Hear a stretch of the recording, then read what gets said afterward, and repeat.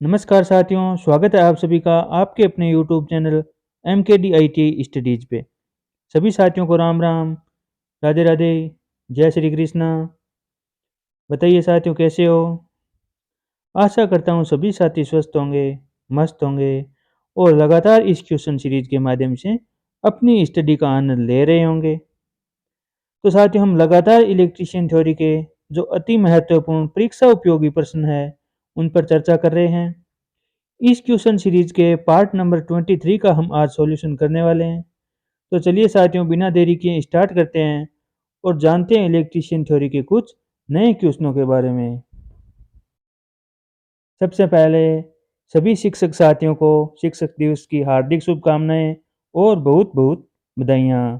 साथियों स्टार्ट करने से पहले आपसे निवेदन रहेगा कि इस सेशन को अपने दोस्तों के साथ ज़्यादा से ज़्यादा शेयर करें और अगर आप पहली बार इस यूट्यूब चैनल पर विजिट कर रहे हैं तो कृपया इस यूट्यूब चैनल को सब्सक्राइब जरूर करें। तो चलिए साथियों स्टार्ट करते हैं अपनी क्वेश्चन सीरीज। साथियों आज का आपका पहला क्वेश्चन है, एक घर में 16 लाइटें 8 पंखे का लोड है। भारतीय मानक संस्था के अनुसार दिए गए लोड के लिए आवश्यक सब सर्किट की न्यूनतम संख्या क्या है? अब बताइए साथियों, एक घर में है जो 16 लाइटें हैं और 8 पंखों का लोड है। इनके लिए आपको सब सर्किट की न्यूनतम संख्या पूछी गई है। तो साथियों आपको ध्यान होना चाहिए कि जो लाइट एंड फैन परिपथ होता है उसमें जो हमारा लोड होता है वो कितना होता है? लाइट एंड फैन परिपथ में हमारा लोड है जो 800 होता है और 800 वाट होता है और इसमें उपभोग बिंदुओं की संख्या होती है हमारी 10। तो चलिए साथियों इसमें आपको दिखा रखे हैं, यानी 16 लाइटें हैं तो आपके 16 पॉइंट तो ये होंगे 16 उपभोग बिंदु, और 8 पंखे हैं तो 8 बिंदु है जो आपके ये होंगे, यानी आपके टोटल जो उपभोग बिंदु होंगे वो 16 प्लस 8 यानी 24 होंगे। अब बताइए साथियों, एक सर्किट में हम कितने उपभोग बिंदु लगा सकते हैं? एक सर्किट में या एक एक सब सर्किट में हम 10 उपभोग बिंदु लगा सकते हैं। तो बताइए साथियों 24 उपभोग बिंदु लगाने के लिए हमें कितने सब सर्किट की आवश्यकता होगी? तो साथियों आपको पता होना चाहिए, दो सर्किट में ये लग जाएंगे आपके 20, आपके बचे 4 और तो 4 उपभोग बिंदुओं के लिए हमें एक सर्किट और लगाना पड़ेगा। तो हमारे प्लस 2 प्लस 1 यानी 3 सब सर्किट की है जो हमें आवश्यकता होगी। तो इस प्रकार आपका इस क्वेश्चन का जो सही आंसर है वह है ऑप्शन नंबर बी, यानी आपको 16 लाइटें और 8 पंखे, आपके 24 कुल उपभोग बिंदु बन गए और एक सब सर्किट में आप 10 उपभोग बिंदु लगा सकते हो। तो हमें 24 उपभोग बिंदु लगाने के लिए 3 सब सर्किट की आवश्यकता पड़ेगी। साथियों ध्यान रखना, और लाइट एंड फैन परिपथ में जो हमारा एक सब सर्किट में जो लोड होता है वो आपका मैक्सिमम 800 वाट होता है। वहीं पे साथियों पावर सर्किट की बात करें तो पावर सर्किट में जो आपका लोड होता है वो आपका 3000 वाट होता है और इसमें उपभोग बिंदुओं की संख्या होती है आपके एक सर्किट में 2 उपभोग बिंदु जो आप लगा सकते हो। साथियों ध्यान रखना आपका लाइट एंड फैन परिपथ का और आपके पावर परिपथ का लोड और उपभोग बिंदु है जो आपको ध्यान में रहना चाहिए। तो इस क्वेश्चन का आपका आंसर है ऑप्शन नंबर बी। चलिए चलते हैं नेक्स्ट क्वेश्चन पे। नेक्स्ट क्वेश्चन है, 4 पोल 3 phase 50 hertz induction motor 1455 RPM की गति से चलती है। इस स्थिति में घूर्णक में प्रेरित ईएमएफ की आवृत्ति कितनी होगी? अब बताइए साथियों, जो आपका रोटर में प्रेरित ईएमएफ है उसकी आपको आवृत्ति पूछी गई है। तो साथियों अगर आपको फॉर्मूले याद है तो ये एकदम ही इजी क्वेश्चन है और आप आसानी से हैं जो इसको हल कर सकते हो। तो चलिए साथियों पहले हमें निकालनी पड़ेगी इसकी सिंक्रोनस गति, क्योंकि हमें जब रोटर की फ्रीक्वेंसी निकालनी है, रोटर में प्रेरित ईएमएफ की फ्रीक्वेंसी निकालनी है, तो हमें स्लिप का मान है वो ध्यान होना चाहिए, यानी स्लिप इनटू जो आपकी सप्लाई फ्रीक्वेंसी होगी इसको गुणा करेंगे तो हमारे पास रोटर में जो आपकी ईएमएफ है उसकी जो हमारे पास फ्रीक्वेंसी है वो हमें प्राप्त हो जाएगी। तो इसके लिए हमें स्लिप निकालनी पड़ेगी और स्लिप के लिए सबसे पहले हमें सिंक्रोनस गति ज्ञात करनी पड़ेगी। तो साथियों सिंक्रोनस गति का जो आपका फॉर्मूला होता है वो होता है 120 इंटू फ्रीक्वेंसी बटा पोलों की संख्या। 120 फ्रीक्वेंसी हमें 50 हर्ट्ज दे रखी है और पोलों की संख्या हमें 4 दे रखी है, तो हमारे पास सिंक्रोनस गति आ जाएगी हमारे पास 1500 आरपीएम। 1500 आरपीएम है वो आपकी सिंक्रोनस गति आ गई। अब हमें निकालनी है स्लिप, तो आपका स्लिप प्रतिशत स्लिप ज्ञात करने का फॉर्मूला होता है आपका N S minus N R बटे एन एस। तो सिंक्रोनस स्पीड है आपकी 1500 आरपीएम और जो आपके रोटर की स्पीड आपको दे रखी है वो आपको दे रखी है 1455 आरपीएम। बट्टे आपकी एनएस यानी सिंक्रोनस स्पीड 1500 आरपीएम। तो ये हमारे पास आ गया 1500 में से 1455 गया तो हमारे पास आ गया 45 बट्टे 1500। और अगर हमें प्रतिशत स्लिप ज्ञात करनी है तो हम 100 से गुणा कर देंगे। तो 2 जीरो से 2 जीरो गया, 15 से 45 गया 3 बार, तो जो 3% है वो हमारे पास स्लिप का मान आ गया। अब साथियों हमें रोटर में प्रेरित ईएमएफ की फ्रीक्वेंसी ज्ञात करनी है तो एफ आर बराबर फॉर्मूला होता है आपका प्रतिशत स्लिप इंटू सप्लाई फ्रीक्वेंसी। ये आपका रोटर में प्रेरित ईएमएफ की फ्रीक्वेंसी ज्ञात करने का फॉर्मूला होता है। तो प्रतिशत स्लिप हमारे पास 3% है और प्रतिशत हटाने के लिए बटा में 100 लगा देंगे और सप्लाई फ्रीक्वेंसी हमारे पास 50 है तो 50 से 100 गया 2 बार और 3 में जब हम 2 से डिवाइड करेंगे तो हमारे पास आ जाएगा 1.5 हर्ट्ज। जो आपके रोटर में प्रेरित ईएमएफ की फ्रीक्वेंसी है उसका मान हमारे पास आ गया 1.5 हर्ट्ज। तो इस क्वेश्चन का आपका सही आंसर हो गया ऑप्शन नंबर ए। साथ ही ध्यान रखना जो आपका रोटर में प्रेरित ईएमएफ की अगर आपको फ्रीक्वेंसी निकालनी है तो आपको फॉर्मूला याद होना चाहिए एफ आर बराबर प्रतिशत स्लिप इंटू एफ। अब यहाँ पर हमें हमारे पास सप्लाई फ्रीक्वेंसी तो है लेकिन स्लिप का मान नहीं है, तो स्लिप का मान ज्ञात करने के लिए हमें सबसे पहले सिंक्रोनस स्पीड ज्ञात करनी पड़ेगी और सिंक्रोनस स्पीड का आपका फॉर्मूला होता है 120 इंटू एफ बट्टे पी। यहाँ से हमने सिंक्रोनस स्पीड ज्ञात कर ली, वो आ गई हमारे पास 1500 आरपीएम और रोटर की स्पीड है जो हमें दे रखी है 1455 आरपीएम। तो हम प्रतिशत स्लिप ज्ञात कर सकते हैं। प्रतिशत स्लिप का आपका फॉर्मूला होता है N S minus N R बटे एन एस यानी synchronous speed minus rotary speed बटा सिंक्रोनस स्पीड। तो सिंक्रोनस स्पीड आपके पास 1500 आरपीएम है माइनस 1455 आरपीएम आपके रोटर की गति है बट्टे आपके 1500 आरपीएम यानी सिंक्रोनस स्पीड। तो यहाँ से हमारे पास प्रतिशत स्लिप का मान आ गया 3% और प्रतिशत स्लिप का मान हमें ज्ञात करना था वह हमारे पास ज्ञात हो चुका है। तो हम जो आपके रोटर में प्रेरित ईएमएफ है उसकी फ्रीक्वेंसी ज्ञात कर सकते हैं प्रतिशत स्लिप इंटू एफ यानी 3/100 इंटू 50 आपके पास आ गया 1.5 हर्ट्ज है जो आपके रोटर में प्रेरित ईएमएफ की फ्रीक्वेंसी है। तो इस क्वेश्चन का आपका सही आंसर हो गया ऑप्शन नंबर ए। चलिए साथियों चलते हैं नेक्स्ट क्वेश्चन पे। अगला आपका क्वेश्चन है जब लोड प्रतिरोध स्रोत प्रतिरोध के बराबर होता है तो निम्न में से कौन सा अधिकतम होता है। अब बताइए साथियों, जब आपके लोड का प्रतिरोध और आपके सप्लाई स्रोत का या सप्लाई का जो भी सोर्स है आपके पास उसका प्रतिरोध अगर आपके पास बराबर है तो इनमें से कौन सा कंपोनेंट है, कौन सा घटेगा जो आपको मैक्सिमम देखने को मिलेगा। ऑप्शन ए आपका करंट, ऑप्शन बी है पावर, ऑप्शन सी है वोल्टेज और ऑप्शन डी है आपका पावर फैक्टर। बताइए साथियों कौन सी राशि है जो आपको अधिकतम देखने को मिलेगी। तो दोस्तों इस क्वेश्चन का जो आपका सही आंसर है वह है ऑप्शन नंबर बी, यानी इसमें जो पावर है वो आपको अधिकतम देखने को मिलेगी। साथ ही ध्यान रखना जब आपका लोड का रेजिस्टेंस और आपका जो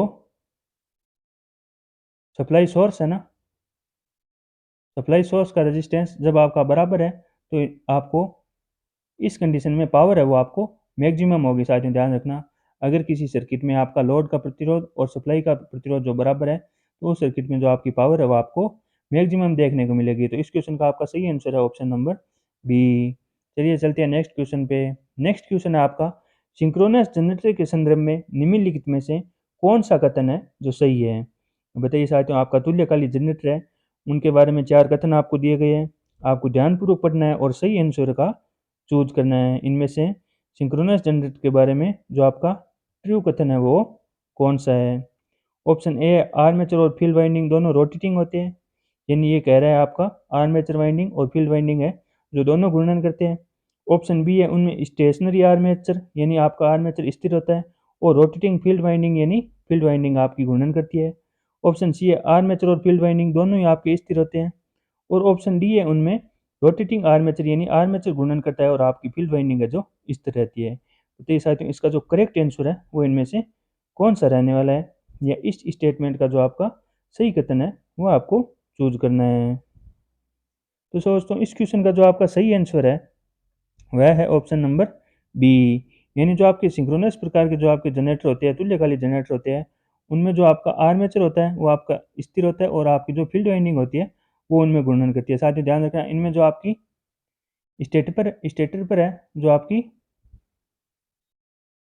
आर्मेचर वाइंडिंग की जाती है और इनके रोटर पे है जो आपकी फील्ड वाइंडिंग की जाती है। साथ ही ध्यान रखना सिंक्रोनस जनरेटर में स्टेटर पर जो आपकी आर्मेचर वाइंडिंग की जाती है और आपके रोटर पे है जो आपकी फील्ड वाइंडिंग की जाती है और इनमें जो आपकी आर्मेचर वाइंडिंग है जो आपकी स्थिर रहती है और फील्ड वाइंडिंग है जो आपकी घूर्णन करती है। साथियों ध्यान रखना ये बात कर रहे हैं हम सिंक्रोनस जनरेटर की। चलिए साथियों नेक्स्ट क्वेश्चन पे अगला आपका क्वेश्चन है एईएस सर्किट ब्रेकर में सर्किट का निर्माण और विच्छेदन किस माध्यम से होता है। अब बताइए साथियों, आपको वायु परिपथ वियोजक दे रखा है यानी एयर सर्किट ब्रेकर के बारे में पूछा है कि इनमें जो आपका सर्किट का निर्माण और विच्छेदन है वो आपके कौन से मीडियम में होता है। ऑप्शन ए आपका ऑयल, ऑप्शन बी है गैस, ऑप्शन सी है वैक्यूम यानी निर्वात और ऑप्शन डी है आपका एयर यानी हवा। अब बताइए साथियों, एयर सर्किट ब्रेकर में जो आपके सिंपल शब्दों में मैं आपको पूछूं तो जो आपके एयर सर्किट ब्रेकर में जो आपके कॉन्टैक्ट होते हैं वो कॉन्टैक्ट है जो किस माध्यम में आपकी गति करते हैं, या इसमें जो आपका संचालन होने पे स्पार्किंग उत्पन्न होती है वह स्पार्किंग बुझाने के लिए इनमें से किस माध्यम का उपयोग किया जाता है, यह आपको पूछा गया है। तो साथियों नाम से ही आपको पता चल रहा होगा एयर सर्किट ब्रेकर में हम निर्माण और विच्छेदन के लिए जो आपका एयर को ही है जो माध्यम के रूप में काम लिया जाता है। साथियों ध्यान रखना, क्योंकि आपको एयर सर्किट ब्रेकर दे रखा है तो आपको नाम देखने पे पता चल रहा होगा कि एयर सर्किट ब्रेकर में एयर को ही है जो हम स्पार्किंग बुझाने के माध्यम के रूप में काम में लेते हैं। साथियों ध्यान रखना, तेल को है जो हम ओसीबी में लेते हैं यानी आपका ऑयल सर्किट ब्रेकर है उसमें हम तेल को काम में लेते हैं। गैस को जैसे आपका SF6 हो गया यानी sulphur hexafluoride gas, sulphur hexafluoride जो आपका सर्किट ब्रेकर होता है उसमें हम गैस को काम में लेते हैं और निर्वात का काम में लेते हैं वीसीबी में। साथियों ध्यान रखना आपका वैक्यूम सर्किट ब्रेकर। तो आपको ध्यान रखना चाहिए एयर सर्किट ब्रेकर में जो हम सर्किट निर्माण या सर्किट जो संचालन होता है उस समय जो आपकी कॉन्टैक्ट है वो आपके हवा में गति करती है या इनमें हम कह सकते हैं स्पार्किंग बुझाने का जो आपका मीडियम होता है वो आपका एयर रखा जाता है और तेल है जो आपका ओसीबी में रखा जाता है यानी ऑयल सर्किट ब्रेकर में जो आपका स्पार्किंग बुझाने का माध्यम है या ऑयल सर्किट ब्रेकर के जो कॉन्टैक्ट है वो आपके तेल में संचालित होते हैं। और आपका गैस सर्किट ब्रेकर है वो आपका SF6 सर्किट ब्रेकर है, इसमें है जो आपका गैस भरी जाती है यानी जो एक्रियाशील गैसें होती है वो आपके सर्किट ब्रेकर में काम में ली जाती है स्पार्किंग बुझाने के लिए। और आपका जो निर्वात होता है वो आपका वीसीबी में होता है यानी वैक्यूम सर्किट ब्रेकर में वो आपका किसी भी प्रकार का तेल गैस या हवा नहीं रहता उसमें। निर्वात को है जो आपके स्पार्किंग बुझाने के माध्यम के रूप में काम में लेते हैं या कह सकते हैं उसके जो कॉन्टैक्ट है जो आपके निर्वात में संचालित होते हैं। तो इस क्वेश्चन का आपका सही आंसर है ऑप्शन नंबर डी यानी हवा है जो आपका एयर सर्किट ब्रेकर में स्पार्किंग बुझाने के मीडियम के रूप में हम काम में लेते हैं। चलिए चलते हैं नेक्स्ट क्वेश्चन पे। अगला आपका क्वेश्चन है स्थिर वोल्टेज और सप्लाई फ्रीक्वेंसी पर किसी ट्रांसफार्मर में निम्नलिखित में से कौन सी स्थिति एक समान बनी रहती है। साथियों ध्यान रखना, आपका जो वोल्टेज है वो आपका स्थिर है, आपकी जो फ्रीक्वेंसी है वो भी आपकी स्थिर है। अब इस कंडीशन में बताइए इनमें से जो कौन सी लॉसेज है जो आपके स्थिर रहते हैं यानी जो आपके वेरिएबल नहीं होते हैं। ऑप्शन ए दे रखा है वाइंडेज क्षति, ऑप्शन बी दे रखा है फ्रिक्शन क्षति, ऑप्शन सी है कोर क्षति और ऑप्शन डी है आपका कॉपर क्षति। तो बताइए साथियों क्या रहेगा इस क्वेश्चन का करेक्ट आंसर, यानी ट्रांसफॉर्मर में कौन सी है जो आपकी स्टेबल लॉस होता है ये आपको पूछा गया है यानी जो स्थिर रहती है परिवर्ती नहीं होती। तो साथियों इस क्वेश्चन का जो आपका सही आंसर है वह है ऑप्शन नंबर सी यानी जो आपका कोर लॉस है या जिसे हम कह सकते हैं जो आपके आयरन लॉस है वो ट्रांसफॉर्मर में ध्यान रखना साथियों स्थिर रहते हैं। ये हानि है जो आपकी स्थिर हानि होती है। वाइंडेज क्षति साथियों ध्यान रखना जो आपकी वाइंडिंग में होती है और ये आपकी परिवर्ती क्षति होती है साथियों ध्यान रखना। और फ्रिक्शन क्षति आपकी ट्रांसफार्मर में किसी भी प्रकार की होती नहीं है क्योंकि ये आपकी घर्षण क्षति है जो आपका ट्रांसफार्मर में है वो कोई घूर्णन या चल पुर्जा नहीं है, इसलिए जो आपकी घर्षण क्षति है वो आप हमें ट्रांसफार्मर में देखने को नहीं मिलती है, तो ये आंसर भी नहीं होगा। और वाइंडेज क्षति है जो आपकी वाइंडिंग में होती है और जो आपकी कॉपर क्षति है यही है जो आपकी वाइंडेज क्षति है यानी जो आपकी वाइंडिंग है वो आपकी कॉपर की बनी होती है। और यह यानी है जो आपकी वेरिएबल यानी ये लोड के साथ परिवर्तित होती रहती है। जो आपकी फिक्स है वो आपकी है कोर क्षति यानी जो आपके आयरन लॉस है वो आपके ट्रांसफार्मर के कोर में हमें देखने को मिलते हैं और जो आपकी लगभग है जो आपके स्थिर रहते हैं साथ ही ध्यान रखना। और जो आपके कॉपर लॉस है वो आपके वेरिएबल होते हैं जो वाइंडिंग में होते हैं, वाइंडिंग जो आपकी कॉपर की बनी होती है और लोड परिवर्तन के साथ है जो आपकी कॉपर क्षति है वो आपकी परिवर्तित होती रहती है। तो इसमें हमें एक समान हानि यानी स्थिर हानि का पूछा है तो आपका ऑप्शन नंबर सी है जो आपका सही आंसर है। चलिए दोस्तों चलते हैं नेक्स्ट क्वेश्चन पे। अगला आपका क्वेश्चन है जहाँ स्टार डेल्टा स्टार्टर विधि में प्रत्येक फेज वाइंडिंग में वोल्टेज किसके बराबर होती है, जहाँ VL है जिसको लाइन वोल्टेज के द्वारा दर्शा गया है। अब साथियों बताइए स्टार डेल्टा स्टार्टर विधि में जो आपके लाइन वोल्टेज है और फेज वोल्टेज में क्या कनेक्शन होता है, यह आपको पूछा गया है। ऑप्शन ए है √3 into line voltage, option B है लाइन वोल्टेज के बराबर, ऑप्शन सी है लाइन वोल्टेज बट्टा 3 और ऑप्शन डी है आपका लाइन वोल्टेज बाई √3। बताइए साथियों जो आपके फेज वोल्टेज है वो स्टार कनेक्शन में किसके बराबर होते हैं, यह आपको पूछा गया है। तो साथियों मैं आपको बता देता हूँ स्टार और डेल्टा कनेक्शन में लाइन वोल्टेज और फेज वोल्टेज, लाइन धारा और फेज धारा में क्या संबंध होता है, ये आपको ध्यान रखना है। साथियों बात करें स्टार कनेक्शन में, तो स्टार कनेक्शन में जो आपकी लाइन धारा है वो आपकी फेज धारा के बराबर होती है, साथियों ध्यान रखना। और जो आपके लाइन वोल्टेज है वो √3 गुणा फेज वोल्टेज होती है, साथियों ध्यान रखना। अब बात करें डेल्टा की, तो डेल्टा में साथियों ध्यान रखना जो आपके लाइन वोल्टेज है वो आपके फेज वोल्टेज के बराबर होते हैं और जो आपकी लाइन धारा है वो √3 इंटू फेज धारा के बराबर होती है। तो साथियों ये आपको ध्यान रखना चाहिए, स्टार और डेल्टा कनेक्शन में ये संबंध होता है लाइन वोल्टेज फेज वोल्टेज और लाइन धारा फेज धारा में। तो यहाँ पे हमें स्टार कनेक्शन का पूछा है और स्टार कनेक्शन में पूछा है आपका लाइन वोल्टेज है वो किसके बराबर होता है, तो साथियों ध्यान रख नहीं साथियों पूछा है हमें फेज वाइंडिंग में वोल्टेज यानी फेज वोल्टेज का पूछा है कि किसके बराबर होता है। तो साथियों ध्यान रखना इसमें जो आपका लाइन वोल्टेज है वो √3 इंटू फेज वोल्टेज होता है, तो फेज वोल्टेज बराबर क्या हो जाएगा, लाइन वोल्टेज बट्टे √3। तो आपका ऑप्शन नंबर है जो डी है वो आपका सही आंसर हो जाएगा। यानी आपका फेज वोल्टेज है वो लाइन वोल्टेज में जब हम √3 का भाग देंगे तब है जो हमें फेज वोल्टेज है वो प्राप्त होगा। क्योंकि साथियों स्टार में आपका लाइन धारा फेज धारा बराबर होती है और लाइन वोल्टेज है जो फेज वोल्टेज का √3 गुना होता है, और डेल्टा में आपका लाइन वोल्टेज और फेज वोल्टेज बराबर होता है जबकि आपकी लाइन धारा है वो फेज धारा की √3 गुना होती है। और यहाँ पे हमें स्टार कनेक्शन में फेज वोल्टेज पूछा है, तो फेज वोल्टेज है जो आपका लाइन वोल्टेज का लाइन वोल्टेज बट्टे √3 होगा, साथियों ध्यान रखना। तो इस क्वेश्चन का आपका सही आंसर है ऑप्शन नंबर डी। और ये स्टार और डेल्टा में जो आपके संबंध है इनको आपको ध्यान में रखना है, एग्जाम्स में है जो आपके लिए अति महत्वपूर्ण है। नेक्स्ट क्वेश्चन है आपका फास्फोर कोटेड डिस्चार्ज लैंप में कैडमियम बोरेट की उत्सर्जित वेवलेंथ कितनी होती है। अब बताइए साथियों जो आपके फास्फोर कोटेड जो आपके डिस्चार्ज लैंप होती है उनमें जो आपके कैडमियम बोरेट की जो आपका सतह पे लेप किया जाता है उसकी आपको तरंग दैर्ध्य पूछा गया है। साथियों एकदम फिक्स फैक्ट यानी है जो आपके आंकड़ा है वो आपको याद रखने वाला है, इसमें समझाने वाली कोई बात नहीं है, रटने वाला आंकड़ा है आपको।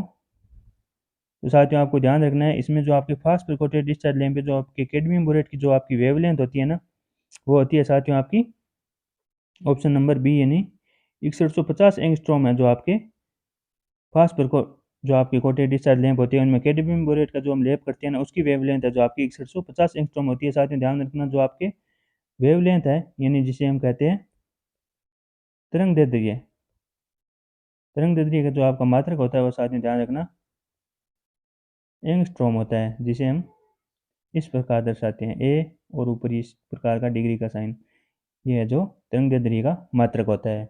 और साथ ही ये जो आपका क्वेश्चन है या ये जो आंकड़ा है वो आपको रट के याद रखना पड़ेगा, इसमें समझाने वाली कोई बात नहीं है। तो ध्यान रखना इस प्रकार का क्वेश्चन आ जाए और कैडमियम बोरेट की जो आपको तरंग दैर्ध्य वेवलेंथ पूछ ले तो आपको 6150 एंगस्ट्रॉम है जो आपको आंसर देना है। इस क्वेश्चन का आपका सही आंसर है option number B. Next question है आपका रोटर रियोस्टेट स्पीड कंट्रोल विधि किस में प्रयुक्त की जाती है। साथियों ये क्वेश्चन है जो आपके पिछले सेशनों में पूछा गया है यानी रिपीट हुआ है। तो बिना टाइम गवाए जल्द से जल्द है जो इस क्वेश्चन का आंसर दीजिए ताकि हम नेक्स्ट क्वेश्चन पे चल सकें। ऑप्शन ए है आपका सिंक्रोनस मोटर, ऑप्शन बी है double squirrel cage induction motor, option C है स्लिप रिंग इंडक्शन मोटर और ऑप्शन डी है single squirrel cage induction motor. साथ ही ध्यान रखना चाहिए रोटर रियोस्टेट स्पीड कंट्रोल यानी स्पीड कंट्रोल के लिए हम इनमें से कौन सी मोटर है जिसके रोटर में हम प्रतिरोध लगाते हैं। तो साथियों अब आपको पता चल गया होगा इस क्वेश्चन का जो आपका सही आंसर है वह है ऑप्शन नंबर सी यानी स्लिप रिंग इंडक्शन मोटर का जो आपका रोटर होता है उसे हम बाह्य रियोस्टेट से कनेक्ट करते हैं। साथियों ध्यान रखना तो इस क्वेश्चन का आपका सही आंसर है ऑप्शन नंबर सी। इसमें जो आपका बाहरी रजिस्टर है वो आपका रोटर के साथ जोड़ा जाता है जिसके द्वारा स्लिप रिंग इंडक्शन मोटर की जो स्पीड है उसे हम कंट्रोल कर सकते हैं। इस क्वेश्चन का ऑप्शन नंबर सी है जो आपका सही आंसर है। साथ ही ध्यान रखना सिंक्रोनस मोटर का जो आपकी स्पीड होती है वो आपकी नियत गति वाली मोटर होती है। और ध्यान रखना ये लीडिंग, लैगिंग और इकाई तीनों पे पावर फैक्टर पर कार्य करने वाली मोटर है। सिंक्रोनस मोटर का जो आपका रोटर है वो चुंबकीय क्षेत्र की घूर्णन गति पे ही घूर्णन करता है, इसीलिए इसे सिंक्रोनस मोटर कहते हैं। इसमें जो आपका स्लिप का मान है वो आपका 0 रहता है। स्लिप मतलब आपके चुंबकीय क्षेत्र की गति और रोटर की गति में अंतर, यानी इनमें नहीं होता बिल्कुल भी, इसलिए आपका स्लिप का मान है जो 0 होता है। और लीडिंग, लैगिंग और इकाई तीनों पावर फैक्टर पे ये कार्य करने वाली मोटर है। और साथ ही ध्यान रखना सिंक्रोनस मोटर का प्रयोग है जो हम ट्रांसमिशन लाइन में पावर फैक्टर सुधारने के लिए प्रयोग करते हैं। और इस समय है जो हम सिंक्रोनस मोटर को पावर फैक्टर सुधारने के लिए जब काम में लेते हैं तो इसे हम सिंक्रोनस कंडीशनर कहते हैं, यानी तुल्यकालिक कंडीशनर है जो कहलाती है ये मोटर। साथ ही ध्यान रखना ये जो आपकी सिंगल स्क्वेयर केज मोटर और double square cage induction motor है, ये आपके दो प्रकार के रोटर होते हैं, आपके सिंगल स्क्वायर केज और आपके डबल स्क्वायर केज। इन रोटरों के आधार पर ही इन मोटर का नाम है जो आपका single square cage rotor induction motor और आपका double square cage induction motor रखा गया है। साथ ही ध्यान रखना single square cage induction motor में हम सिंगल स्क्वायर केज रोटर काम में लेते हैं, इसलिए इसका नाम single square cage induction motor है। और double square cage induction motor में हम डबल स्क्वायर केज जो प्रकार का आपका रोटर है वो काम में लेते हैं, इसीलिए इसे double square cage induction motor कहते हैं। तो इस क्वेश्चन का आपका सही आंसर सी है, यानी हम rotary rheostat speed control method है वो हम स्लिप रिंग इंडक्शन मोटर में काम में लेते हैं। इसके जो आपके रोटर को है वो हम बाहरी रियोस्टेट से कनेक्ट करते हैं और इसकी स्पीड को कंट्रोल करते हैं। नेक्स्ट क्वेश्चन है आपका, विद्युत कार्य के लिए सामान्य विनिर्देशों के अनुसार स्विच रूम के लिए पसंदीदा स्थान इनमें से कौन सा है? अब साथियों बताइए, विद्युत कार्य के लिए जो आपका स्विच रूम बना होता है कहीं पे भी, किसी भी घर पे, किसी भी संस्था में, तो उस स्विच रूम के लिए जो आपका उपयुक्त स्थान है वो कौन सा होता है, यह आपको बताना है। ऑप्शन ए है ग्राउंड फ्लोर का कोई भी कोना, ऑप्शन बी है ग्राउंड फ्लोर पर प्रवेश द्वार के पास, ऑप्शन सी है ग्राउंड फ्लोर के बीच में, और ऑप्शन डी है आपका प्रथम फ्लोर पर प्रवेश द्वार के पास। अब बताइए साथियों, स्विच रूम के लिए जो आपका उपयुक्त स्थान है वो इनमें से आपका कौन सा होना चाहिए? तो इस क्वेश्चन का जो साथियों आपका सही आंसर है वह है ऑप्शन नंबर बी, यानी जो आपके ग्राउंड फ्लोर पर है, जो आपके एंट्री गेट के पास ही है जो आपका स्विच रूम है बना होना चाहिए साथियों, क्योंकि यहाँ तक जो हर किसी आदमी की जो पहुँच है वो आपकी आसानी से हो सकती है, इसीलिए जो आपका ये स्थान है जो आपका स्विच रूम के लिए उपयुक्त रहता है। यानी ग्राउंड फ्लोर पर आपके एंट्री गेट के पास है जो आपका स्विच रूम है वो होना चाहिए, चाहे आपके घर पे हो, चाहे आपकी संस्था में हो, कहीं पे भी हो आपका, वो आपका इसी स्थिति में इसी लोकेशन पे है जो आपका होना चाहिए। इस क्वेश्चन का आपका आंसर हो गया ऑप्शन नंबर बी। साथियों प्लीज़ इस सेशन को अपने दोस्तों के साथ ज़्यादा से ज़्यादा शेयर करें। नेक्स्ट क्वेश्चन है आपका, इंडस्ट्रियल परिवेश के लिए स्वीकार्य अधिकतम बाधा के स्तर को किसके द्वारा परिभाषित किया जाता है?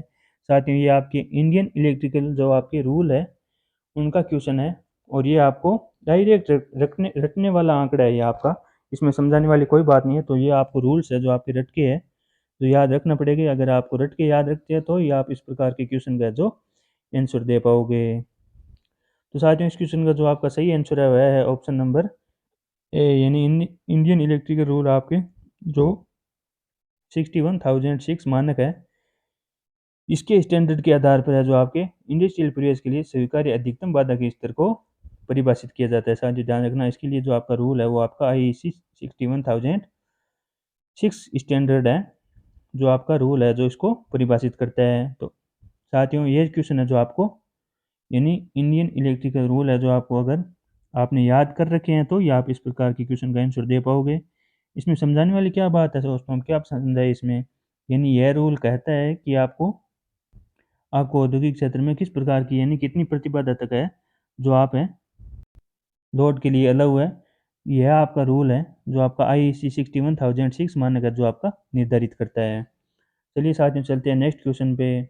अगला आपका क्वेश्चन है, इलेक्ट्रिकल रूम हीटर कन्वर्टर में निम्नलिखित में से कौन सा ऊर्जा रूपांतरण सिद्धांत है? बताइए जो आपका इलेक्ट्रिक रूम हीटर होता है वह आपका किस इफेक्ट पे काम करता है या किस प्रकार है जो आपका ऊर्जा रूपांतरण करता है, यह आपको पूछा गया है। Option A infrared heating, option B है आर्क हीटिंग, ऑप्शन सी है इंडक्शन हीटिंग और ऑप्शन डी है आपका रेसिस्टेंस हीटिंग।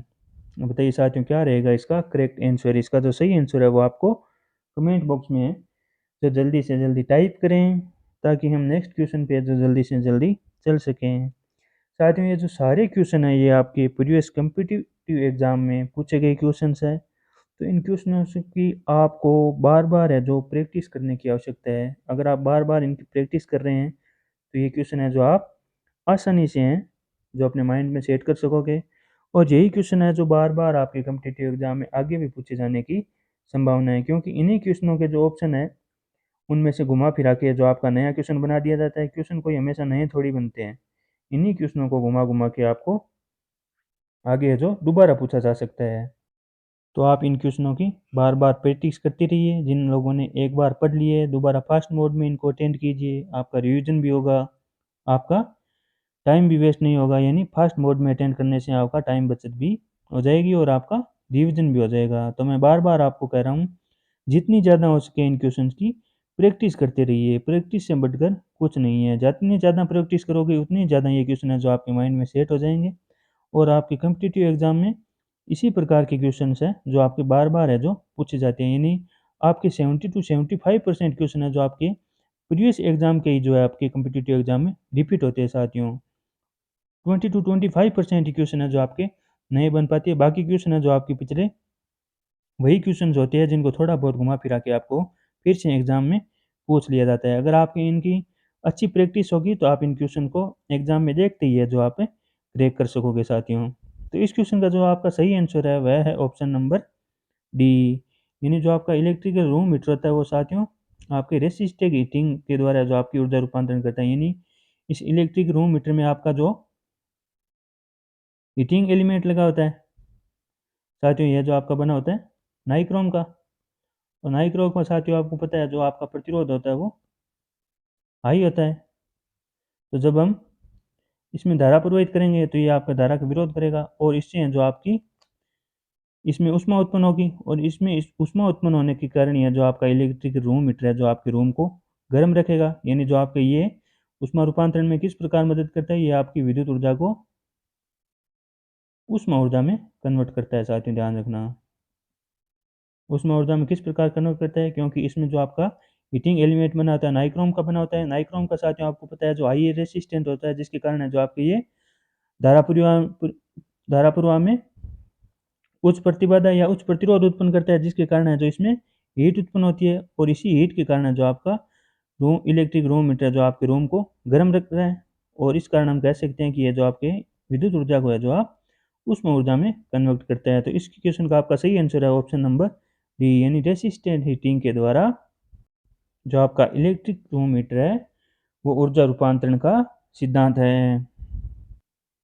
नाइक्रोम का आपका अत्यधिक प्रतिरोध होने के कारण इसमें जो आपके नाइक्रोम के एलिमेंट में आपकी ऊष्मा उत्पन्न होगी और यही ऊष्मा जो आपके रूम हीटर का कार्य करेगी। यानी इस ऊष्मा के कारण जो आपका रूम है वो गर्म हो जाएगा। तो इस प्रकार हम कह सकते हैं ये आपके रेसिस्टेंट हीटिंग सिद्धांत पे है जो आपका इलेक्ट्रिक रूम हीटर कार्य करता है। तो आपका सही आंसर है ऑप्शन नंबर डी।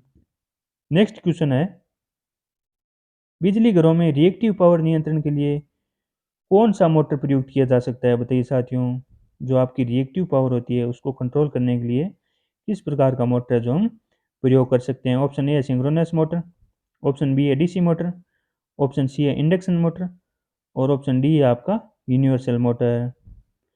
बताइए साथियों जो आपके सभी स्टेशन होते हैं या बिजली घर होते हैं उनमें रिएक्टिव पावर कंट्रोल के लिए इस प्रकार का मोटर है जो हम काम में लेते हैं। तो साथियों इस क्वेश्चन का जो आपका सही आंसर रहने वाला है वह है ऑप्शन नंबर ए। और आशा करता हूँ आप सभी का भी ये आंसर है जो सही होगा, क्योंकि साथियों आपको पता है कि पावर फैक्टर सुधारने के लिए हम किस मोटर का प्रयोग करते हैं। ध्यान रखना आपका सिंक्रोनस मोटर है, इसी का प्रयोग है जो हम पावर फैक्टर सुधारने के लिए काम में लेते हैं। ये DC motor, induction motor, universal motor ये तो आपके आंसर हो ही नहीं सकते। एक ही प्रकार का मोटर है जो आपका सिंक्रोनस मोटर है जिसे हम पावर फैक्टर सुधारने के लिए काम में लेते हैं।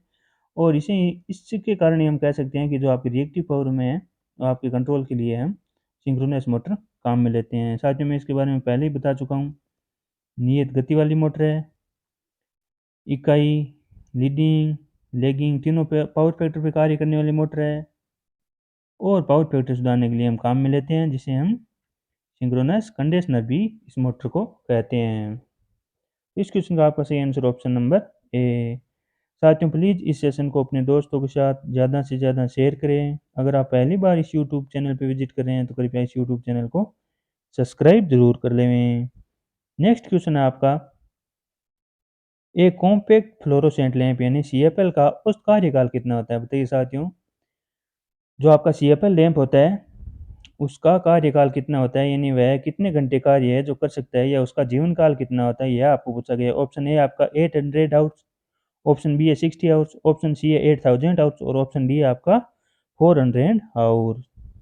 तो साथियों ये भी आपको डायरेक्ट फैक्ट से हैं जो क्वेश्चन पूछा गया है, यानी आपको रटने वाला आंकड़ा है जो इस क्वेश्चन में दिया गया है। साथियों, ये कुछ आंकड़े हैं जो आपको रट के याद रखने ही पड़ेंगे साथियों, इसमें समझाने वाली कोई बात नहीं है। आपको रटना है तो रटना ही पड़ेगा, बार बार लिख के, चाहे आप कैसे भी रटें इनको। अगर आपके रटे हुए है या आपको याद है तो या आप एग्जाम में इस क्वेश्चन का आंसर दे पाओगे, अन्यथा आप इन क्वेश्चंस का आंसर है जो नहीं दे पाओगे। तो साथियों, इस क्वेश्चन का ऑप्शन नंबर आपका सी है जो आपका सही आंसर है, यानी जो आपका सीएफएल लैंप का जो आपका कार्यकाल होता है या जीवन काल होता है वो आपका 8000 घंटे का होता है। साथियों ध्यान रखना, 8000 घंटे तक का जो आपका सीएफएल है वो कार्य कर सकता है। नेक्स्ट क्वेश्चन है आपका, निम्नलिखित में से कौन सा उपकरण सब स्टेशन पे नहीं पाया जाता है? बताइए साथियों, इनमें से कौन सा उपकरण है जो आपको एक सब स्टेशन पे आपको देखने को नहीं मिलता है? ऑप्शन ए है लाइटनिंग अरेस्टर, ऑप्शन बी है सर्किट ब्रेकर, ऑप्शन सी है इंसुलेटर और ऑप्शन डी है आपका एक्साइटर। तो साथियों, देखते ही पता चल जाना चाहिए कि सब स्टेशन पे इसमें हमें क्या देखने को नहीं मिलता। साथियों, लाइटनिंग अरेस्टर जो हमें सब स्टेशन पे देखने को मिलते हैं, यानी ये जो आपके आकाशीय बिजली गिरती है तो उसे हम भूमिगत कर देते हैं, इसके लिए जो आपके लाइटनिंग अरेस्टर लगाए जाते हैं, तो ये तो हमें सब स्टेशन पे देखने को मिलते हैं। साथियों, आपको पता है सर्किट ब्रेकर भी सब स्टेशन पे देखने को मिलते हैं, यानी ये भी लगे होते हैं जो आपके सप्लाई को ऑन ऑफ करने का कार्य है जो सर्किट ब्रेकर के द्वारा किया जाता है। ज़्यादातर जो आपके सब स्टेशन पे है वो आपके वीसीबी है जो हमें देखने को मिलते हैं। और बात करें इंसुलेटर की, तो इंसुलेटर भी है जो आपने सब स्टेशन पे हमें देखने को मिलता है, यानी जिस पे हम वायर को बांधे रखते हैं। साथ ही ध्यान रखना, इंसुलेटर के द्वारा ही है जो हम वायर को पोल से अलग रखते हैं। तो इस क्वेश्चन का आपका सही आंसर रहने वाला है ऑप्शन नंबर डी, यानी एक्साइटर है वो हमें सब स्टेशन पे देखने को नहीं मिलते। बाकी ये जो आपके लाइटनिंग अरेस्टर हुए, चाहे सर्किट ब्रेकर हुए, चाहे इंसुलेटर है, ये सब है जो हमें एक सब स्टेशन पे देखने को मिलते हैं, या ये सब है जो आपके सब स्टेशन पे लगे होते हैं, लेकिन एक्साइटर है वो आपका सब स्टेशन पे हमें देखने को नहीं मिलता। और साथियों, इनके सब के कार्य भी आपको पता होना चाहिए। लाइटनिंग अरेस्टर जो आपकी आकाशीय बिजली गिरती है उसे भूमिगत कर देता है, तो इसलिए जो आपके सब स्टेशन में जो भी डिवाइस लगे होते हैं, जो भी उपकरण लगे होते हैं, उनकी सुरक्षा के लिए है जो हम लाइटनिंग अरेस्टर जो आपके सब स्टेशन पे स्थापित करते हैं। सर्किट ब्रेकर है जो आपके ओवरलोड या आपके जो आगे अत्यधिक करंट है उसके प्रवाह को रोकता है, तो ये भी आपका एक प्रकार का सेफ्टी डिवाइस है। और इंसुलेटर है जो आपके वायर को पोल वगैरह से यानी पृथक करके रखते हैं। अचालक का जो कार्य है वो आपके इंसुलेटर का होता है। तो ये तीनों है जो आपके सब स्टेशन पे आपको देखने को मिलेंगे, लेकिन एक्साइटर है या जिसे हम उत्तेजक कहते हैं, ये है जो आपका सब स्टेशन पे देखने को आपको नहीं मिलेगा। चलिए साथियों, चलते हैं नेक्स्ट क्वेश्चन पे। अगला आपका क्वेश्चन है, एक सामान्य उत्तेजना के साथ चल रहा सिंक्रोनस मोटर लोड में परिवर्तन समायोजित करने के लिए निम्न में से किस में परिवर्तन लाता है? बताइए साथियों। सामान्य उत्तेजना के साथ आपका सिंक्रोनस मोटर है वो संचालित है, और लोड में परिवर्तन है जो आपका सिंक्रोनस मोटर है समायोजित कर सके, इसके लिए वो अपने इनमें से किस घटक में है जो परिवर्तन करता है? बताइए साथियों। सिंक्रोनस मोटर द्वारा लोड में परिवर्तन को समायोजित करने के लिए कौन से घटक में है जो परिवर्तन किया जाता है? ऑप्शन ए है बैक ईएमएफ, ऑप्शन बी है पावर कोण, ऑप्शन सी है टॉर्क कोण और ऑप्शन डी है आपका आर्मेचर करंट। तो साथियों, इस क्वेश्चन का जो आपका सही आंसर है वह है ऑप्शन नंबर डी, यानी आपके लोड में परिवर्तन अगर सिंक्रोनस मोटर के द्वारा समायोजित किया जाता है, या हम कह सकते हैं कि इसको कंट्रोल किया जाता है, तो उसके लिए जो आपके सिंक्रोनस मोटर के जो आपका आर्मेचर करंट होगा उसमें है वो आपको परिवर्तन देखने को मिलेगा। साथियों ध्यान रखना, यदि सिंक्रोनस मोटर के द्वारा लोड में परिवर्तन को समायोजित किया जाता है तो सिंक्रोनस मोटर के जो आपके आर्मेचर धारा है या आर्मेचर करंट है उसमें हमें परिवर्तन देखने को मिलेगा, साथियों ध्यान रखना। यदि आपको लोड के पावर फैक्टर को समायोजित करना है तो सिंक्रोनस मोटर का जो आपका आर्मेचर करंट है वो आपको वेरिएबल देखने को मिलेगा, या तो वो आपका कम होगा और या आपका ज़्यादा देखने को मिलेगा। यानी आर्मेचर करंट में जो परिवर्तन देखने को मिलेगा, बैक ईएमएफ, पावर कोण या पावर फैक्टर या टॉर्क कोण, इनमें से आपको किसी में भी जो आपका परिवर्तन देखने को नहीं मिलेगा, लेकिन जो आपका आर्मेचर करंट है वो इससे प्रभावित होगा, साथियों ध्यान रखना।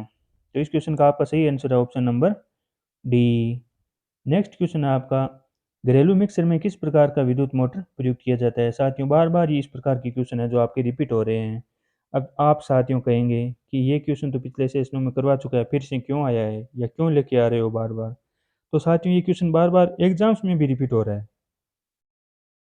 ये इस प्रकार के कुछ है महत्वपूर्ण क्वेश्चन होते हैं जो कम्पिटिटिव एग्जाम में भी बार बार रिपीट होते हैं। तो इसीलिए मैं इन प्रकार के क्वेश्चन है जो आपके सामने बार बार लेके आ रहा हूँ, ताकि इन क्वेश्चन में ये क्वेश्चन है जो आपको इजी लगते होंगे लेकिन आपके गलत नहीं हो जाए, इजी होते हुए भी आपके एग्जाम में गलत नहीं होना चाहिए। इसी उद्देश्य से है जो मैं इस प्रकार के क्वेश्चन है जो आपके सामने बार बार है जो मिला के आपके सामने इनका रिवाइज करवा रहा हूँ।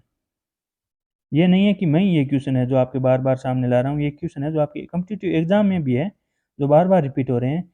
इसीलिए इन क्वेश्चनों पे आपको विशेष ध्यान रखना चाहिए। मुख्य फोकस है जो आपको इस प्रकार के क्वेश्चनों पे रखना चाहिए, क्योंकि ये बार बार रिपीट हो रहे हैं। तो हो सकता है आगे भी संभावना है कि आगे कॉम्पिटिटिव एग्जाम में भी इस प्रकार के क्वेश्चन है जो आपको देखने को मिले। तो साथियों एकदम इजी क्वेश्चन है, बिना टाइम गवाए नेक्स्ट क्वेश्चन पे चलते हैं। इस क्वेश्चन का जो आपका सही आंसर है वह है ऑप्शन नंबर ए, यानी यूनिवर्सल मोटर है। आपको पता है कि आपके घरों में जो आपके मिक्सर होता है उसमें आपकी यूनिवर्सल मोटर है, उसे प्रयोग में हम लेते हैं। और इसके बारे में आपको कई बार बता चुका हूँ, फिर बता देता हूँ। यूनिवर्सल मोटर को हम एसी सीरीज मोटर भी कहते हैं, इसे डीसी सीरीज मोटर भी कहते हैं, इसे सार्वभौमिक मोटर भी कहते हैं, इसे सार्वत्रिक मोटर भी कहते हैं, इसे सुवर्ण विद्युत ब्रह्मा मोटर भी कहते हैं। ये सारे नाम है जो आपके यूनिवर्सल मोटर के, ये आपको ध्यान रखना। और इसे बिना लोड है जो हमें स्टार्ट नहीं करना चाहिए, लोड के साथ इसे स्टार्ट करना चाहिए। बिना लोड स्टार्ट करेंगे तो इसकी गति है जो भयानक हो जाएगी, ये अपने फाउंडेशन वगैरह को उखाड़ देगी। और हाई स्पीड और उच्च स्टार्टिंग टॉर्क के लिए हम इस मोटर का है जो प्रयोग करते हैं, जैसे क्रेन वगैरह में है जो हम यूनिवर्सल मोटर का प्रयोग करते हैं। साथियों ध्यान रखना, यूनिवर्सल मोटर को हम डीसी सीरीज मोटर कहते हैं। और ऑप्शन में भी आपका डीसी सीरीज मोटर दे रखा है, लेकिन ऑप्शन में जब तक यूनिवर्सल मोटर दे रखा है तब घरेलू मिक्सर में हम इसका करेक्ट आंसर है यूनिवर्सल मोटर होगा, हम डीसी सीरीज मोटर नहीं कर सकते हैं। अगर यहाँ पे अब यूनिवर्सल मोटर नहीं होता तो आंसर हम डीसी सीरीज मोटर दे सकते थे, लेकिन घरेलू मिक्सर के लिए पूछा गया है तो और यूनिवर्सल मोटर आपका ऑप्शन में दे रखा है तो आपका प्राथमिकता है जो यूनिवर्सल मोटर को ही दी जाएगी। तो ये सारी बातें हैं जो आपको यूनिवर्सल मोटर के लिए याद रखनी है। अब बात करें साथियों कैपेसिटर मोटर, तो साथियों ध्यान रखना जो आपकी स्थायी कैपेसिटर मोटर है वो हम सीलिंग फैन में काम में लेते हैं। सीलिंग फैन में जो आपकी स्थायी कैपेसिटर मोटर लगी रहती है। साथियों ध्यान रखना जो आपकी capacity start capacitor run motor है जो आपकी हमें लेंथ मशीन में देखने को मिलती है। लेंथ मशीन में जो आपकी capacitor start capacitor run motor होती है और आपकी capacitor start capacitor run motor होती है वो हमें कंडीशनर या आपके रेफ्रिजरेटर रेफ्रिजरेटर और या वॉशिंग मशीन, इनमें जो आपकी कैपेसिटर रन मोटर देखने को मिलती है। कैपेसिटी स्टार्ट कैपेसिटर रन है जो हमें लेंथ मशीन में देखने को मिलती है, और जो स्थायी कैपेसिटर है वो आपकी सीलिंग फैन में जो हमें देखने को मिलती है। साथ ही बात करें शेडेड पोल मोटर की, तो शेडेड पोल मोटर है जो आपकी निम्न दक्षता वाली मोटर है और इसका प्रयोग है जो हम ज़्यादातर है खिलौनों में करते हैं। साथ ही ध्यान रखना शेडेड पोल मोटर है जो आपकी निम्न दक्षता वाली मोटर है, यानी इसकी दक्षता है वो लगभग 5 से 35% तक होती है और इसका प्रयोग है जो हम खिलौनों में करते हैं। तो साथियों इस प्रकार इस क्वेश्चन के सारे ऑप्शन में जो भी मोटरें हमें दे रखी उनके बारे में हमने विस्तृत चर्चा कर ली है। चलिए साथियों चलते हैं नेक्स्ट क्वेश्चन पे। अगला आपका क्वेश्चन है 25 मेगावाट पावर स्टेशन की अधिकतम मांग 20 मेगावाट है, वार्षिक लोड फैक्टर 50% है, प्लांट कैपेसिटी फैक्टर ज्ञात कीजिए। तो साथियों इसमें जो आपकी पावर स्टेशन की जो आपकी क्षमता है वो आपको दे रखी है 25 मेगावाट, अधिकतम मांग है वो आपको दे रखी है 20 मेगावाट, और जो आपका लोड फैक्टर है वो आपको दे रखा है 50%। और हमें पूछा है पीसीएफ यानी प्लांट कैपेसिटी फैक्टर। तो साथियों ध्यान रखना चाहिए प्लांट कैपेसिटी फैक्टर में ज्ञात करने के लिए हमारा जो फॉर्मूला होता है वो होता है औसत लोड बटा प्लांट की क्षमता। तो साथियों औसत लोड हमें दे नहीं रखा, औसत लोड हमें ज्ञात करना पड़ेगा। तो साथियों औसत लोड ज्ञात करने के लिए हमारे पास जो फॉर्मूला होता है वो होता है load factor into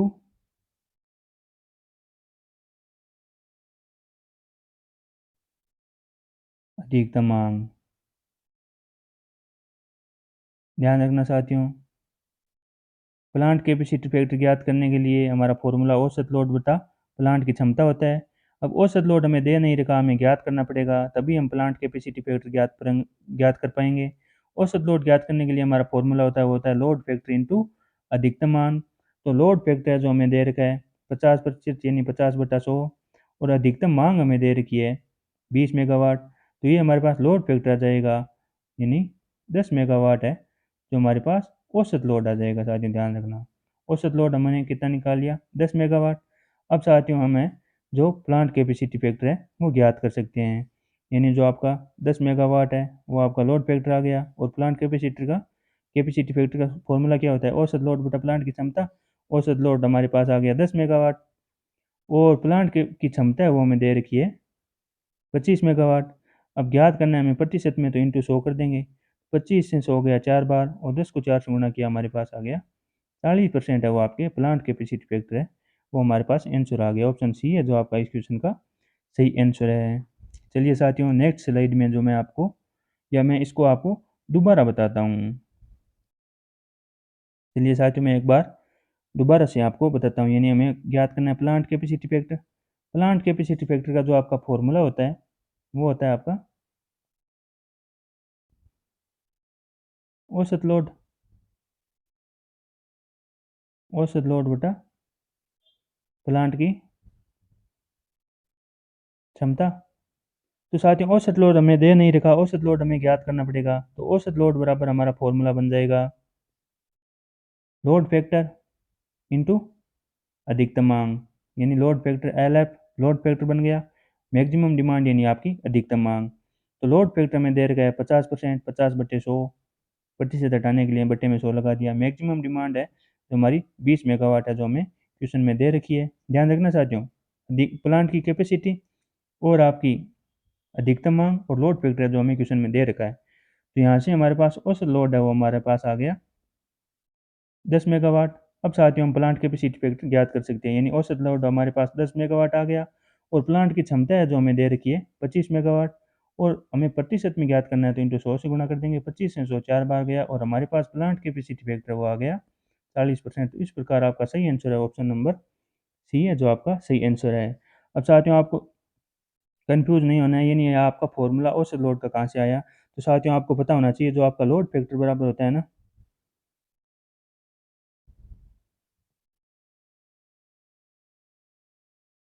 load factor बराबर होता है आपका औसत लोड बटा अधिकतम मांग।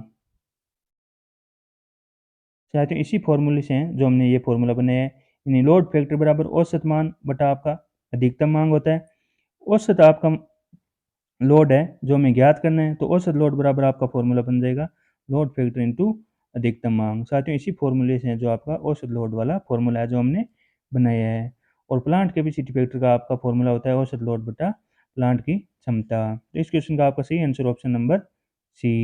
चलिए चलते हैं नेक्स्ट क्वेश्चन पे।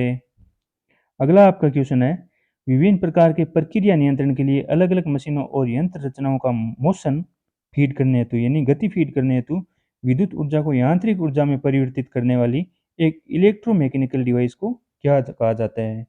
साथियों इतने बड़े क्वेश्चन को देख के आपको घबराना नहीं है, एकदम इजी क्वेश्चन है। यानी विभिन्न प्रकार के प्रक्रिया नियंत्रण के लिए अलग अलग मशीनों और यंत्र रचनाओं का गति फीड करने के लिए विद्युत ऊर्जा को जो आपके मैकेनिकल एनर्जी में परिवर्तित करने वाली एक इलेक्ट्रोमैकेनिकल डिवाइस को क्या कहा जाता है, ये आपको पूछा गया है। ऑप्शन ए आपका कंट्रोलर, ऑप्शन बी है इलेक्ट्रिक ड्राइव, ऑप्शन सी है स्टार्टर, और ऑप्शन डी है इलेक्ट्रिक जनरेटर है। तो बताइए साथियों क्या रहेगा इसका सही आंसर। दोस्तों इस क्वेश्चन का जो आपका सही आंसर रहने वाला है वह है ऑप्शन नंबर बी, यानी गति कंट्रोल करने के लिए जो हम इलेक्ट्रिक ड्राइव है वो अपन विद्युत मोटरों में काम लेते हैं, साथ ही उसे इलेक्ट्रिक ड्राइव के नाम से पुकारा जाता है। तो इस क्वेश्चन का आपका सही आंसर है option number B.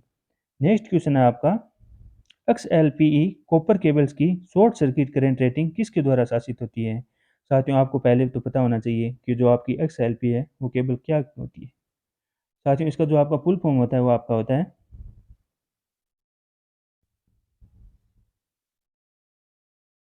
Cross linked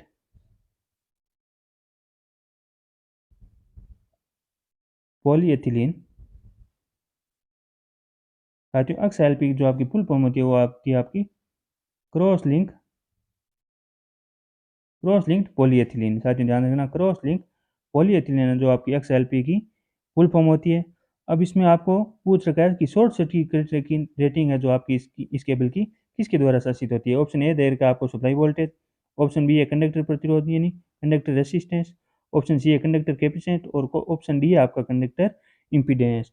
तो साथियों ध्यान रखना, XLP कॉपर केबल की जो आपकी शॉर्ट सर्किट करंट रेटिंग है वो आपकी कंडक्टर प्रतिबाधा से दी जाती है। साथियों ध्यान रखना, कंडक्टर इंपीडेंस होता है उसके द्वारा जो आपके XLP कॉपर केबल की शॉर्ट सर्किट जो करंट रेटिंग है वो आपकी दी जाती है। तो साथियों इस क्वेश्चन का जो आपका सही है ऑप्शन नंबर डी है जो आपका सही है, यानी कंडक्टर प्रतिबाधा जिसे हम कंडक्टर इंपीडेंस भी कह सकते हैं, इसके द्वारा जो आपके क्रॉस लिंक्ड पॉलीएथिलीन केबल होती है उसकी शॉर्ट सर्किट करंट रेटिंग को दर्शाया जाता है। इस क्वेश्चन का आपका सही आंसर है ऑप्शन नंबर डी। साथियों सप्लाई वोल्टेज, प्रतिरोध और कंडक्टर कैपेसिटेंस के द्वारा जो आपके इस प्रकार की केबल का है शॉर्ट सर्किट रेटिंग नहीं दर्शाया जाता है।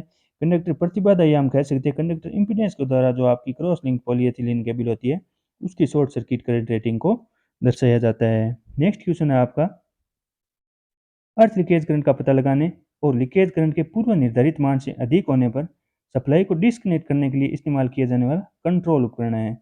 अब बता दीजिए साथियों, अर्थ लीकेज करंट का पता लगाने या हम अर्थ लीकेज करंट के पूर्व निर्धारित मान से अधिक होने पर सप्लाई को डिस्कनेक्ट है जो स्वतः कर देता है, जो आपके एक MCB की तरह काम में करता है या CB हम कह सकते हैं, सर्किट ब्रेकर की तरह कार्य करता है।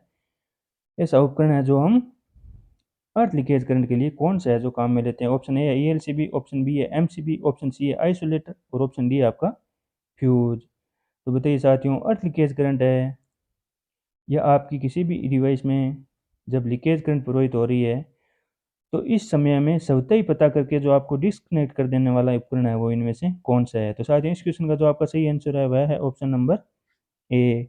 जो आपका ELCB होता है ना, वह साथियों अगर आपका किसी भी डिवाइस या किसी भी इंस्ट्रूमेंट में अगर आपकी लीकेज करंट प्रवाहित हो रही है तो उसको स्वतः ही डिटेक्ट करके जो आपके सर्किट को है वो ब्रेक कर देता है। साथियों इसका जो फुल फॉर्म होता है वो होता है आपका अर्थ लीकेज सर्किट ब्रेकर। ELCB जो आपकी फुल फॉर्म होती है वो होती है आपकी अर्थ लीकेज सर्किट ब्रेकर। अर्थ लीकेज सर्किट ब्रेकर वो आपकी फुल फॉर्म होती है ELCB की।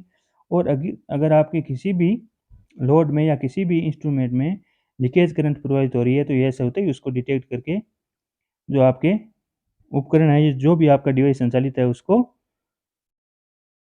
उसके सर्किट को ब्रेक कर देता है। साथ ही ध्यान रखना, MCB की जो आपकी फुल फॉर्म होती है वो आपकी होती है मिनिएचर सर्किट ब्रेकर, लघु परिपथ वियोजक है जो आपकी MCB की फुल फॉर्म होती है।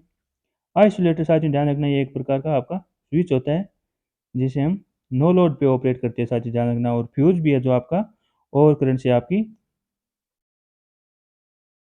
घरेलू उपकरणों की सुरक्षा करता है। तो इस प्रकार हमने इस क्वेश्चनों के सारे ऑप्शनों पे जो विस्तृत चर्चा कर ली है, यानी जो आपके अर्थ लीकेज सर्किट ब्रेकर है वो आपका लीकेज करंट को डिटेक्ट करके सर्किट को ब्रेक कर देता है। इस क्वेश्चन का आपका सही आंसर ऑप्शन नंबर ए।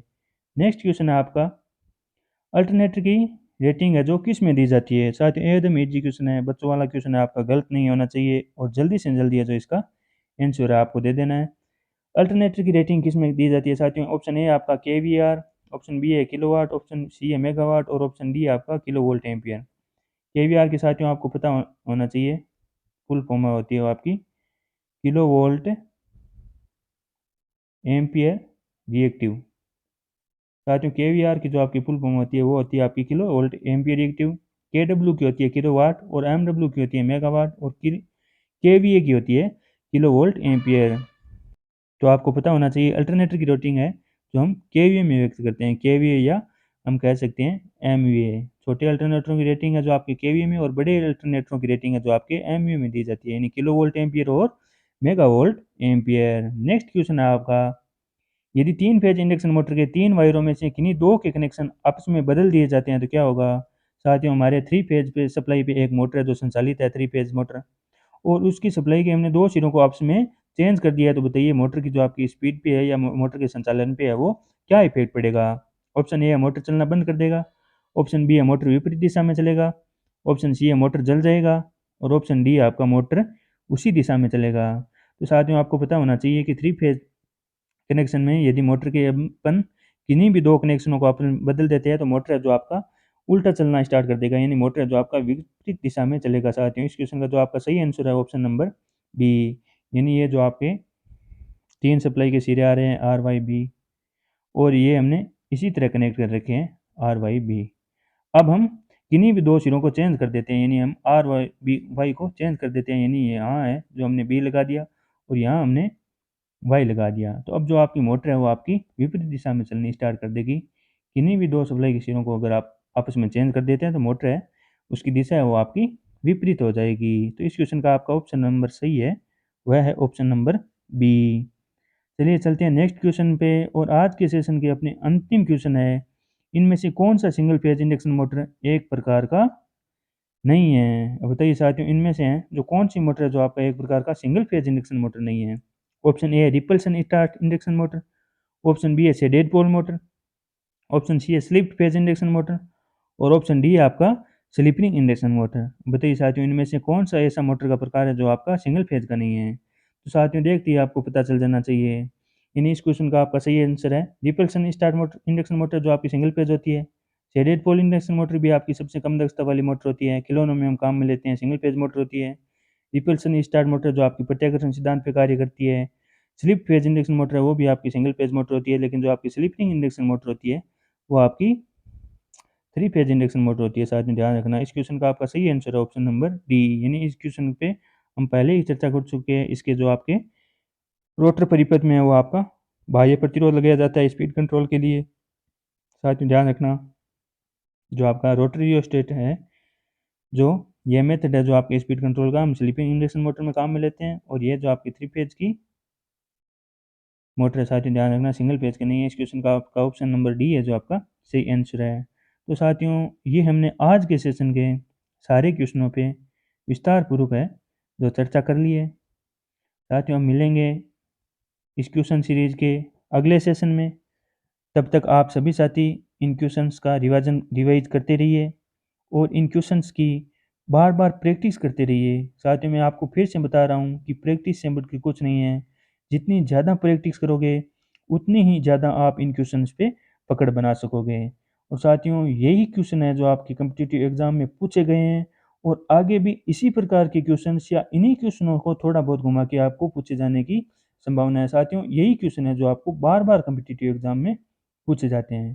तो इस प्रकार है जो आप, मैं आपको पुनः कहना चाहूँगा कि क्वेश्चंस की ज़्यादा से ज़्यादा प्रैक्टिस करते रहिए। तो चलिए साथियों मिलते हैं अगले सेशन में इलेक्ट्रीशियन थ्योरी के कुछ और नए क्वेश्चनों के साथ। तब तक आप सभी साथी इनका रिवीजन करते रहिए, और इस वीडियो को इस सेशन को अपने दोस्तों के साथ ज़्यादा से ज़्यादा शेयर कीजिए, और इस चैनल पे अपना प्यार प्रेम है जो बनाए रखें। और अगर आप पहली बार इस यूट्यूब चैनल पे विजिट करें हैं तो कृपया इसको सब्सक्राइब जरूर कर लें। साथियों बेल आइकन प्रेस करना ना भूलें, क्योंकि जब भी यूट्यूब पे नई वैकेंसी की रिलेटेड अपडेट हो, चाहे क्वेश्चन इस क्वेश्चन सीरीज का नया वीडियो अपडेट हो, चाहे नया सेशन है जो आपको यूट्यूब पे अपलोड किया जाए, तो तुरंत आपके पास नोटिफिकेशन प्राप्त हो जाए और आप बिना देरी किए सेशन को अटेंड कर सकें, या जो भी आपकी गवर्नमेंट जॉब से रिलेटेड जो मैं आपको इन्फॉर्मेशन देता हूँ वह अपडेट है जो आप सबसे पहले प्राप्त कर सकें। इसलिए अपने इस यूट्यूब चैनल को सब्सक्राइब कर लें और बेल आइकन है जो ज़रूर प्रेस कर लें। और साथियों ज़्यादा से ज़्यादा प्यार प्रेम है जो अपने इस चैनल पे बनाए रखें। मैं आपको विश्वास दिलाता हूँ कि आपको कॉम्पिटिटिव एग्ज़ाम के लिए दृष्टि से जो अति महत्वपूर्ण जो आपके क्वेश्चंस है या सबसे बढ़िया से बढ़िया कंटेंट है जो आपको प्रदान करने की मैं कोशिश करूँगा और विश्वास दिलाता हूँ कि इस क्वेश्चन सीरीज से आपके 85 टू 90% जो आपके क्वेश्चंस है जो आपको इसी क्वेश्चन सीरीज से देखने को मिलेगी, क्योंकि साथियों ये सारे क्वेश्चन जो आपके कम्पिटिटिव एग्जाम में पूछे गए हैं और आगे भी साथियों क्वेश्चन है जो पिछले कम्पिटिटिव एग्जाम के रिपीट ही होते हैं साथियों। 70 टू 75% क्वेश्चन है जो आपके रिपीट होते हैं। तो साथियों आपको विश्वास दिलाता हूँ कि आपको जो अच्छे से अच्छा कंटेंट है या परीक्षा उपयोगी कंटेंट है वो मैं आपको प्रदान करने की कोशिश करूँगा। तो प्लीज़ साथियों अपने इस चैनल पे प्यार प्रेम बनाए रखें। मिलते हैं साथियों नए सेशन में नए क्वेश्चन सीरीज के इस नए क्वेश्चनों के साथ। तब तक सभी साथियों को राम राम, राधे राधे, जय श्री कृष्णा। धन्यवाद साथियों।